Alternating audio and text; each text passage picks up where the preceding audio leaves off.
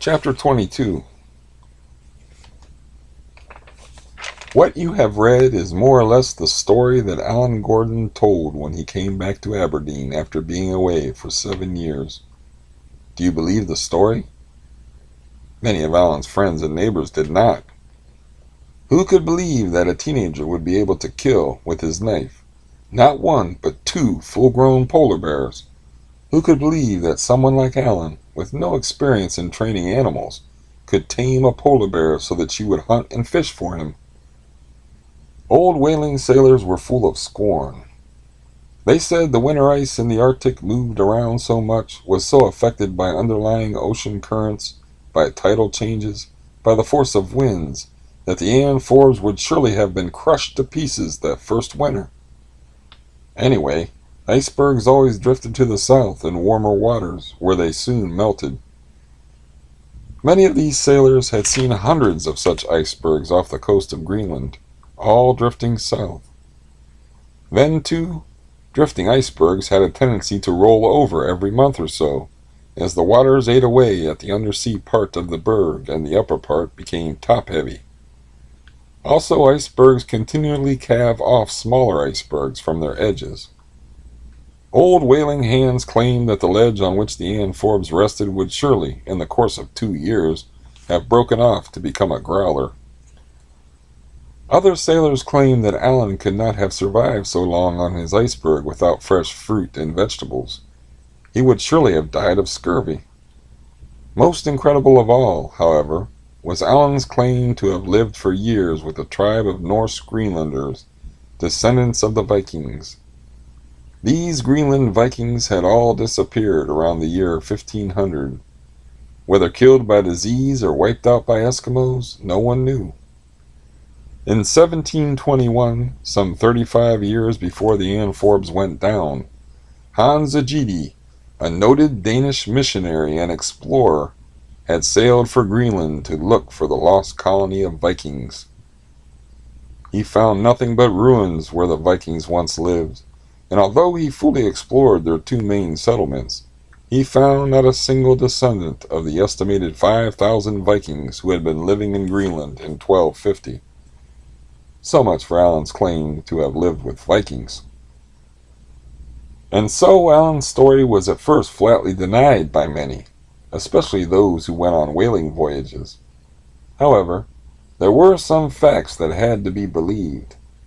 Allan had been away for 7 years, and the amphibs disappeared without a trace some 7 years before. It was known that Allan had sailed on that ship. There was that horrible scar on his arm and shoulder that certainly looked as though some large animal had taken a bite out of him. The old whaling men, however, were still unconvinced. After all, the amphibs, beset by foul weather, might have put in at the Orkney or Shetland or Faroe Islands, or even Iceland, all places that were on the direct run to the whaling grounds. There Allan could have jumped ship and later signed on another vessel bound for a European port. He could even have remained on land those 7 years, working on an Icelandic farm or sheep-herding in the Shetlands. Jumping ship was not an uncommon practice among whaling hands. And Allan's scar? Well, there are many men with scars on their bodies, from accidents, from being caught in machinery, or falling onto something sharp and jagged. Allan's scar proved nothing. In fact, his story was so full of holes that it plainly revealed his ignorance of the Arctic seas. Take, for example, that band of polar bears he and Nancy had run into in the dead of winter. Anyone who knew anything about the Arctic knew that polar bears went into hibernation at the first sign of snow. No, Allan had never been shipwrecked on an iceberg, had never tamed a polar bear, had never lived with Viking descendants, although he certainly knew how to tell a tale. That much the old whaling hands were prepared to give him. Nevertheless, some years after Allan's return to Aberdeen, the story of his polar adventures became generally known throughout his native country. Many people argued about Allan and his story, some believing it to be true, and others claiming that it was all a pack of lies. Strangely enough, one man who believed Allan's story was Master Bunny Duff, Allan's old school teacher. In fact, Master Duff spent some time writing down the whole of Allan's adventures. Then one day, early in the 1800s, James Hogg, a well-known Scottish writer and a friend of Scotland's national poet, Robbie Burns, got hold of Master Duff's account of Allan's adventures. The story so impressed Hogg that he included The Surpassing Adventures of Allan Gordon in a book of his, published in 1836 and called Tales and Sketches of the Ettrick Shepherd. With the passage of time, as more and more facts about the Arctic became known, more and more of Allan's story began to seem possible, and more people believed that Allan just might be telling the truth. While it was true, for example, that many icebergs drift south to where a northern arm of the Gulf Stream melts them away, by no means do all icebergs end up this way. Icebergs have been known to drift south along the east coast of Greenland, reach the tip of that huge island, and there get forced by tides into the north-flowing current that moves up the West Greenland coast. It is even possible for an iceberg to make a complete circle of Greenland, though it would probably take many years to do so. Nor is it true that all icebergs tumble and turn topsy-turvy every so often. Some icebergs are so huge, several square miles in area and hundreds of feet thick, that their very size prevents them from overturning. Such icebergs, if they do not crack apart, are simply too large and bulky to turn upside down. In fact, such floating ice islands are now used, from one year to the next, by certain nations as scientific outposts for predicting weather. Nor was there anything unusual in the Ann Forbes being forced up on an underwater ledge of the iceberg. The same thing happened to Captain Kane, an Arctic explorer, in 1853 when his ship, the Advance, was forced up the side of an iceberg by currents working against an underwater ramp. Everyone abandoned the vessel, but later they managed to get the ship off the berg, only to have it frozen into the sea ice. Kane and his companions lived 2 years on the imprisoned ship before they were able to get away. They faced terrible hardships. 3 men died and others were crippled for life before their 2-year ordeal was over. As for killing a huge polar bear with a knife, many Eskimos have been forced to kill such bears with a knife when their spears have not struck a vital part of the animal. Then, too, Allan had help in each of his fights.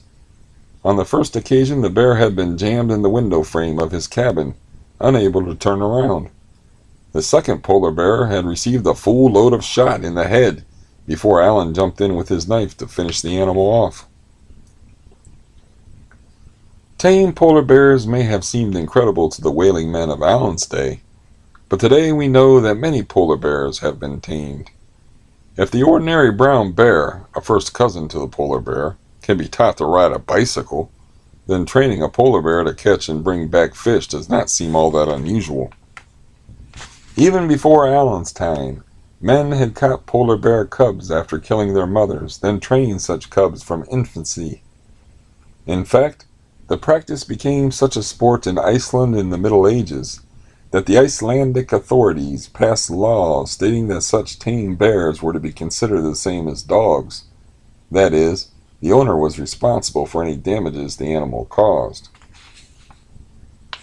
While it was generally believed in Allan's time that polar bears hibernated all winter, in actual fact only pregnant females do so. Males and non-breeding females hunt right through the Arctic winter of constant darkness. Allan's whaling companions could not know this, of course. Few had ever lived for a winter in the Arctic. All they had seen were female bears in the spring, coming out of their snow dens, and because of this, it was commonly believed that all polar bears holed up for the winter. To the charge that Allan would have died from scurvy, medical science has pinpointed salt meat as the chief villain of the disease. It is true that fresh fruit and vegetables will prevent scurvy, but large quantities of salted meat seemed to hurry the onset of the disease. Allan ate as little salt meat as possible, living mainly on fresh frozen meat and fish. Some Eskimos thrive on such a diet and never see fresh fruit from one year to the next. The weakest part of Allan's story was his claim to have lived 5 years with Old Norsemen, or descendants of the Greenland Vikings. The last reported contact with Greenland Vikings had been around the year 1500, a good 200 years before Allan was shipwrecked. And yet there is no satisfactory explanation as to why a settlement of some 5,000 Vikings simply disappeared. Perhaps Herard's story of being overrun by hordes of starving polar bears provides as good an explanation as any for the breakup of the Viking settlements. Whatever may have happened to those Norse Vikings in Greenland, it is still possible that a small band of them joined forces with a band of Eskimos, intermarried, and had children. There are hints in Allan's story that he fell in with such a mixed tribe. Very few, if any, Eskimos of that time were Christian, yet Allan's tribe knew the name of Christ and practiced some Christian beliefs. These beliefs may have come down from the Viking half of the family. The leader of the tribe, Herard, had a long white beard. Few Eskimos grow beards, and when they do, such beards are short and scanty. While dog teams, skin canoes, and the larger open boats, kayaks and umiaks, are typical of Eskimo life, hardly typical is the larger number of females, women, and children in the tribe. There were, according to Allan's story, 31 women and 10 men. He also mentions 7 children, only 2 of whom were boys. Now most Eskimo tribes, until very recent times, were careful to keep the sexes even in number. It was a fairly common practice, for example, to allow girl infants to die. They were simply put out in the snow until they froze to death. This may seem cruel to us, but the Eskimos knew that the women would eventually outnumber the men if all the infant girls were allowed to live. The life of the Eskimo male was so dangerous, in comparison with the female, that he died or was killed far more often than the female. Eskimos knew that if a family contained too many women, the fewer number of males would simply not be able to find and kill enough food to provide for everyone. Yet there were 21 more women than men in Allan's tribe, which means that they did not follow the usual Eskimo practices of keeping the number of females roughly the same as the number of males.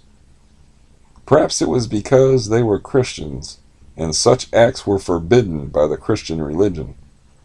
Or was it because such practices were never allowed by their Viking ancestors? In any event, the overbalance between women and men probably led to the disappearance of the tribe through starvation not too many years after Allan left them. Allan's story has 3 possibilities. Either it is true, it is false, or some of it is true and some of it is false. It may well be that Allan was wrecked on an iceberg but picked up a short time later by a Danish or Dutch whaling ship. He may have spent the next 7 years working in Holland or Denmark, so that there was no Nancy, no fight with a large polar bear on the ice, no 5 years with Viking descendants. He may have invented all those stories in the hope that people would treat him as a hero when he finally came home. And yet the story has the ring of truth about it. And would Allan, making up such a story, have invented so many little things that were widely believed to be false by the people of his time? Details and facts of Arctic life that later turned out to be true. Whether the story is true or false is perhaps not important. Certainly the events were not impossible. We know that other men have survived equally incredible dangers and hardships in the Arctic.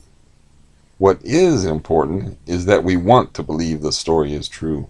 We want to believe that man is capable of overcoming the dangers that Allan overcame. What young man has not imagined himself as a castaway on an island, face to face with hostile natives, with only his two hands, his brain, his determination and courage to see him through? What young man has not dreamed of training a powerful wild animal to come to his call? As one writer said of Allan's story, well, if it didn't really happen, it should have. Some of Allan Gordon's descendants came to America in the last century. So if your name is Gordon, you may be descended from the Iceberg Hermit. The end.